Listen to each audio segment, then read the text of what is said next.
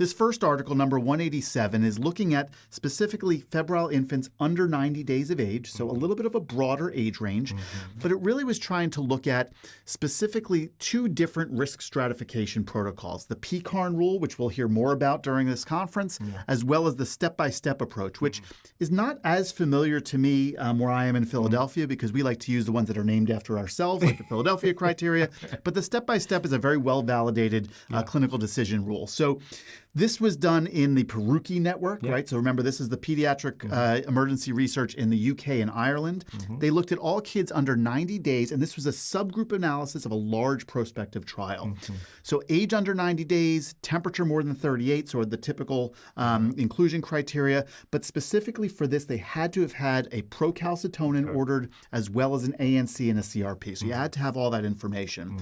And then they ran those patients through these two different clinical decision rules to see how well they performed. So there were 442 cases that were included who had procalcitonin as well as ANC and CRP.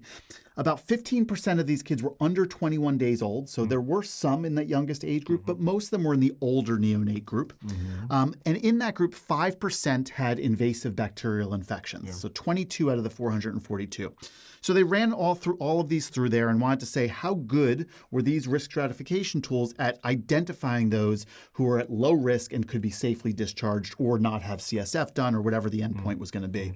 So in the PCARN rule, there were 60 that stratify as low risk, and there were 0 invasive bacterial infections in that group. So very safe. Everybody that you identify as low risk with PCARN in this age range, you can, not do CSF. You can, decide whether you want to do antibiotics and admit or those sorts of things. We'll talk about that in a moment. In the step-by-step approach, there were 63 infants who met that low-risk criteria, and there actually was one invasive bacterial infection in there. So a sensitivity of about 96% using step-by-step, 100% using PCARN. Couple criticisms here. One is that you've included a wider range of age, right, which is going to bias you towards the null. Those older kids, I'm not doing blood cultures routinely. I'm certainly not, thinking about LPs unless they're ill appearing. Right. And the important thing here is that it adds to the evidence that there's probably many febrile young infants we can eliminate CSF testing for. But this had low numbers, a wide age spectrum, and wide confidence intervals. So, I think what this tells me is you probably can use any of these risk stratification tools. I wouldn't get too hung up on which one you choose. But this one seemed to perform very well in this larger group. Yeah, I think it's a great conclusion. I think we've talked about it. I think it's so good that what you see now is these larger studies, larger patient population. You have these low prevalence diseases, bacteremia, meningitis bouncing around 0.5 to 3%. And you want to give people the tools to get it right and to feel confident that they can safely discharge home. I think where we're losing it a little bit is when there's so many different rules and so many different cutoffs that you could almost feel paralyzed. So I would agree with you. Stick to one that works and understand how it works. Exactly. Right? Actually, speaking of that, Article 188 from Dr. Cooperman and colleagues is entitled Optimizing Management of Febrile Young Infants Without Serum Procalcitonin. Okay, so we're going to get a little bit into the weeds, but I'm actually going to try to step out of the weeds a little bit to kind of focus on, these articles are so important, right? The folks that do this from PCARN, they're really the ones that we count on to pull out these questions. And I think we have to always take a step back and say, okay, so how do I use this in my clinical practice? So why did they do this? Okay, so first, when the AAP fever guidelines came out, they were based on using alternative cutoffs for screening for invasive bacterial infections. Sure. ANC, CRP, and temperature.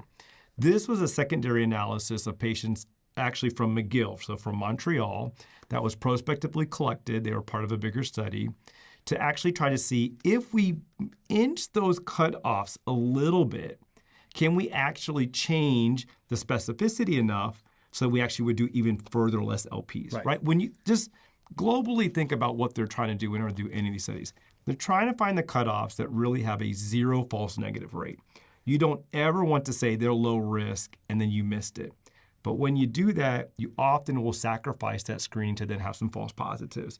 So what they're trying to do is find that balance and kind of just tweak it so that maybe you could do even less lumbar punctures. Such an important point. I mean, Right, yeah. these tools have been around for, now we're talking about 3+ decades, right? Right. And they've always performed very well in terms of ruling out disease. Yes. We're just trying to limit how many kids we have to do this to. That's right. So what did they find? They said that, and I'm not going to get into the cart analysis, but this is a statistical process where you're actually using certain predictors to actually create the right branch of what we're looking at. Because what you don't want is 40 factors you're supposed to look at as an ER doctor.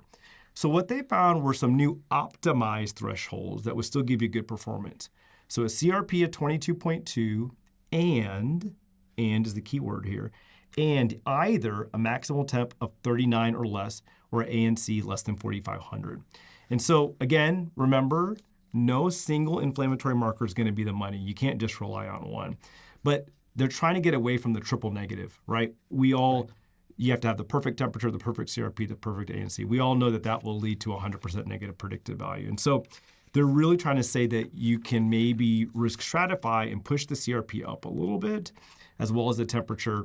Remember, the AAP cutoff for temperature is 38.5. The CRP cutoff is 20. And so they tried to do this to see if it would actually still be safe. And what did they find? They found that, yes, in fact, that's probably the right way to go. Now, I'll just kind of jump to their main point, which is if they did modify their guidelines to increase the CRP and increase the temp, it would have reduced about 32% of the LPs done in this group if they had just used the AAP guidelines. However, they very clearly also say you can't have so many different numbers floating around. And so they also kind of acknowledge that they understand why the cutoffs are the way they are. I think eventually what we're going to find is that we're going to add biomarkers and other tests like this, and eventually we're going to need a consensus on easy to remember numbers at all age groups. But I think I would just keep in mind, stick to the AAP guideline, your local institutional guideline, the CHOP fever guideline, whatever it is. You'll be safe if you use it. And then I think more importantly, if you don't have a ProCal, you need to know what to do next. You need to just have a game plan. In this case, they give you a game plan on how to use ANC, CRP, and temperature, not needing all three to be negative. And if this is your strategy, I think you got good evidence to back it up. Yeah, there's so many ways to skin this cat, right? So it's nice. You almost have a menu to choose from. You pick the one that works for you, and you just go with it. You can feel confident in it.